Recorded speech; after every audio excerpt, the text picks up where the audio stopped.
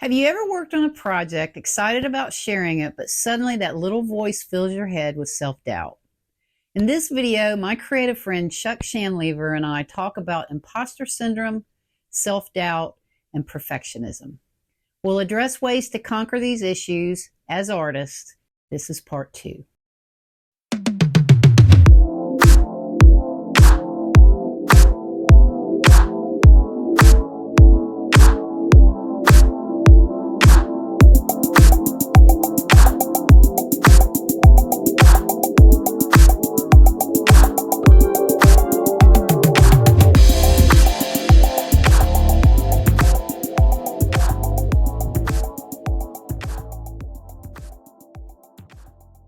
What advice would you have, or how do you think we change that conversation? So I think the way to change the conversation is to decide to change it. Okay. First of all, Viktor Frankl was a man's search for meaning, right? He said, and he wrote this in a Nazi prison camp. I don't know if it was Auschwitz or Dachau. I don't know which one it was, but basically to paraphrase, he says, they can take everything from me, everything, but what they can never take is my ability to respond to anything in the way that I choose, right? So I can choose my response. I get to decide what everything in my life means. Maybe it means something, maybe it means nothing. If somebody on TikTok doesn't like my work, okay, doesn't mean anything. Right. It just means that that's a person that doesn't like my work. Right. If I am deciding that this piece of this photo that I'm working on isn't perfect, okay, I'm deciding it's not perfect. What about I decide that it's perfect enough? Right. That it's good enough, right? So if we were going to offer advice on how to start shifting that thinking, the thinking pattern that we have, because, and I struggle with this, and you're right, I'll sometimes just quit because I'm too frustrated, but then in the reality of that moment, I do know I have control over it. Yeah. I'm just not always strong enough to grasp that. And in frustration, I may shift gears and just walk away from it. So there's a couple of techniques that I've learned over the years, and one is to pause. Is to say, I'm going to pause. Like, it's really hard to do when, about to get in an argument with someone, you're getting upset. Take a breath, pause. I'm just going to pause just for a second. Right. And go, let me just reset. Almost like a startle response, right? Because when we're startled, it resets all of our emotions immediately, right? So I'm going to reset. I'm going to just take a breath. I'm going to take a pause. I'm like, okay, first of all, how important is it really? What's going on? What is the self-talk? The other thing is practice. It's just practice, right? I've gotten more benefit out of meditation and pausing than most anything else. And I've gotten a lot of benefit. I know that you are big at working out, at running and exercise. Exercise. It relieves stress helps, for me. It helps my mental state, right? And I think it does a lot of stuff.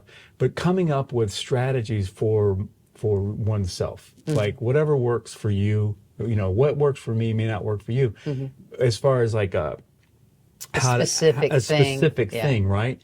I think the best thing to do is I do it in the morning because it's the time that I have, is to journal. Like, okay, what's happening? What are you feeling right now? What am I feeling? What am I thinking? What does it mean? What are you struggling with? There's a book called The Artist's Way, and it is, great book. I've lost the author's name, but she has the morning pages, right? And you just write whatever, it doesn't matter. You write. I think they do 4 pages. I have the book. I haven't done the program yet. It's on my list, right? And it's just about writing. How much do you write each morning? I write at least a page. Yeah. I write a gratitude list, because that's the other thing that I wanted to get to, is that, with procrastination, with imposter syndrome, with perfectionism, when I'm grateful, that stuff doesn't matter as much. Because it really doesn't. And, I'll tell you that sometimes my gratitude list, from day to day can be a little repetitive, but also I write stuff like, I'm grateful that I can go turn my tap on and I get clean, safe Drinkable drinking water. Yeah. I've been places where that's not true. Yeah. I'm grateful that I can go into my shower, Yeah. I turn a faucet, I get hot Yeah. water right there We are very with an fortunate, indoor yeah. with an indoor toilet Yep. that flushes. Well, just the fact that we can sit here and do what we're doing Yeah. and share Yeah. our thoughts and Right. hopes and Yeah. whatever. Yeah. You know, I mean, we're but so lucky. We're so fortunate. We are grateful. We are blessed. Yes. Whatever terminology you want to, whether that's a blessing from the universe or whatever higher power or deity you believe in, we have so much to be grateful for, right? And when I remember that, and so I am intentional every day. I write a gratitude list, and then I write about what's going on, whatever it is. And when I stay in gratitude, it's easier for me to let go of the work, to let go of the perfectionism. It's easier for me to let go, because Right. that, to me, to bring it all back around, is the key, is letting go of my expectation, Yeah. letting go of my hope of somebody liking it, right? People like it or they don't. Right. It's my attachment Right. to that, right? That, and Someone, letting go what of is that. it? I can't remember who said it, but what someone else says, it's the meaning that you put to what someone else says, and that's Exactly. within you. Yeah. And that's why you can change that. Yeah. Just because someone says it doesn't make it true. Well, it doesn't make it true for you. Right. It may be true for them. Right. Fine. Right. Okay. And I mean, in that case, there is a relativism in the world, in the universe, Yeah. right? That it's like, my truth and your truth may be different. Yeah. I love the in the Four Agreements. Yes. Don Miguel Ruiz talks about, we're all having this movie, and we think that everybody in our life is in our movie, but really they're in their movie. Right. Yep. And we're starring. We have a co-starring role in their movie. Yeah. We think they're in our movie. Exactly. Right. And so it's like, Yeah, I've always found it interesting. I don't do it often, but every once in a while I'll go down the rabbit hole and I'll write all my thoughts down, and then I won't even think about it. I'll just put it out on Facebook. Yeah, you've written some good stuff on Facebook, Sherry. I'm telling you, I love it. But what's weird is in the moment I'm putting my heart and soul into something I'm feeling right then and there, and then I put it out, and then I'm like, oh my God, I need to take that down. But what happens almost every single time, and this is the only reason I use myself as a platform of humility, I guess, is it connects me with people in a different way, and it gives me that push to want to share those things because I see how it can help other people. Yeah.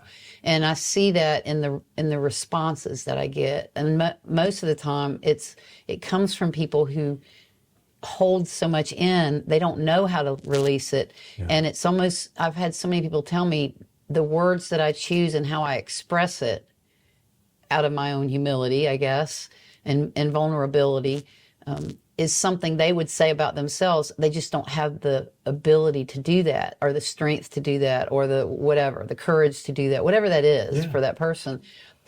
And what I love about that is the fact that I connected with someone and made them think about themselves in a way that connects us as human beings, because we are all connected. It doesn't matter we all have different personalities, but we are still human. We still feel things. We still, make meaning of things. And I think those are the things that when I let my vulnerability kind of enter the picture and I step outside of my self-judgment and procrastination, that always comes after I post it. But when I just put it out there without thinking about those things in the moment, those are when you really have the true gift of connection with other people. And I think that's what art does. I think it does. When you find your tribe, like we talked about, when you find that group of people who do love whatever your style is, whatever your voice is, when you find them, that's the audience that you want to grow. Yeah. And that's the audience that you want to nurture, because that's going to also feed what drives you to be an artist.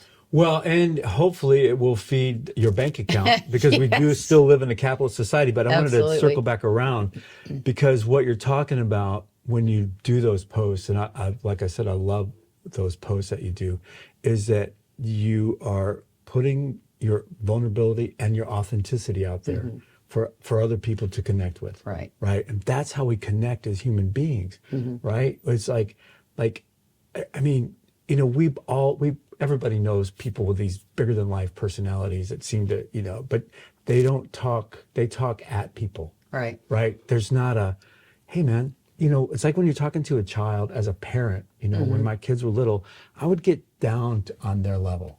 Right. I would get eye to eye with my kids.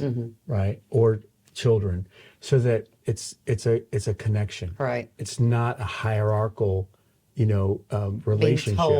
Being told, right? Because you automatically go in defense mode. Right. When Well, it happens people a lot. do, right? And so that's where the beauty of art and all of this is that when we're authentic, right? I may think a photo is not very good, but if it's authentic, right? I'm part of what I'm about is finding the beauty within the profane, like the sacred within the profane, because you look at something and I like to shoot at, old cars, right? But sometimes there's something beautiful about a rusted piece of crap car in the middle of the desert, Like this one that you did. Yeah, like this, right? That just goes, that if you just look at it with, a regular eye, you don't even see it. Right. You don't even see it. But if you go a little deeper, right, you can see it and you can connect, and it comes back to we are all connected. If you think about the universe, of all humanity as the ocean, right? And each person is a wave, right? The wave comes out of the ocean. The wave is individual, and the wave has a particular period and a height, right? Yep. And that's your life, right? But when the wave is over, that wave is gone, but the ocean's still there, Right. and there's another wave, right? It's just like, and the waves are all connected, Yeah. always, And I think that if we could all remember to go just a little outside of the art world, if we could all remember that we are part of that same ocean, Right. We would treat each other better. Well, and I also think, the world needs art. Yeah. I mean, it's hell yeah. therapeutic in so many ways, whether it be music or song or written. And I think it would be terrible if we have too much procrastination and imposter syndrome that we stopped creating So because not everybody can offer the world what we have to offer. That's right. Do you think that the guys and women, the men and women who did the cave paintings back in prehistoric times, do you think they were worried about, this charcoal, man, the line isn't quite straight, but you know what? And the buffalo doesn't really look like a buffalo, but I'm going to do it anyway. Or I'm too fat in that. Can you redo that? Right? No. I mean, it's like, okay. I mean, even in those days where life was about survival, men and women were making art. Yeah. They were making art. Yeah. And that was a form of communication too. It was a form of community. It still is, Yeah. right? I mean, it's like, okay, it's an integral part of who we are Yeah. and what we're about, right? And I think it is about sharing. You were talking about connecting, right? And like, some people say, well, I could never take that photograph. Well, maybe you wouldn't take that one because that one's mine, but I appreciate that you love it. But the thing I love about great songwriters is that ability to write a song that captures something that I felt and I wasn't able to articulate. Right. You'd be like, oh yeah. Well, and I think for me, the reason I have always wanted to be an artist is because when I'm creating something, it's like time disappears, and I do whatever it takes in that time to create from what's coming from up here and what's coming from inside my heart. But then when I'm done with it, my hope is that someone else will connect with it, and then it's not mine anymore. Like Yeah. it become, and that's what music and song does. Yeah. In my opinion, it's like you put it out to the world, and then when someone connects to it, that becomes their song in a sense, because it, especially with music, like it will remind them of that one moment in time, whatever that means. I mean, I can hear songs, from my childhood that my dad played on the radio, and I can remember, we were driving to Disney, and you can remember a smell even sometimes. Yeah, I mean, and so I think that's the beauty of art, is that, we create it from our own pure emotion and vision, but when someone else buys it or uses it or listens to it or watches it or whatever form that we're presenting it, wears it, eats it, food, that's when their emotional connection happens and it becomes their own. And I think that's just that's fascinating to me, that's what we do. We get to do that. We've chosen to do that. Yeah, I love that. The other thing, I agree completely with that, right? But the counterpoint, or the not the opposite, but the balance to that is, I would take pictures and make photographs if no one else was going to see them, because I am fully in the moment, right? Fully engaged when I'm out there doing whatever. The connection of someone else is the icing on the cake. It is the icing on the cake, but I do that. I create photos because I have to, right? Because I can't not do it, right? I can't not do it. I mean, I'm going to walk around with a camera.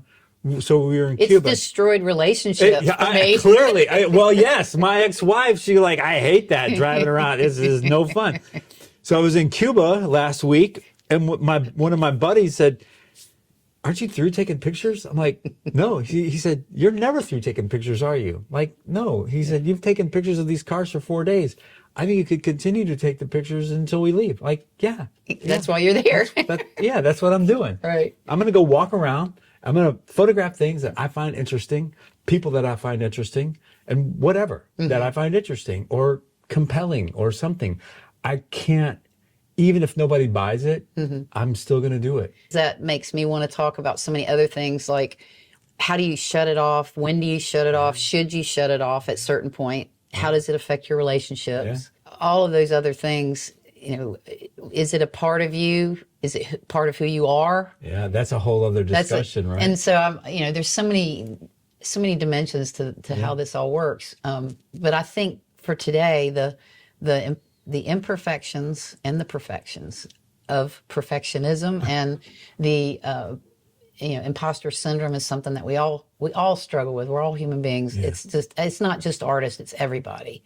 And we live in a society, at least in America, where we judge so heavily, and we are being judged.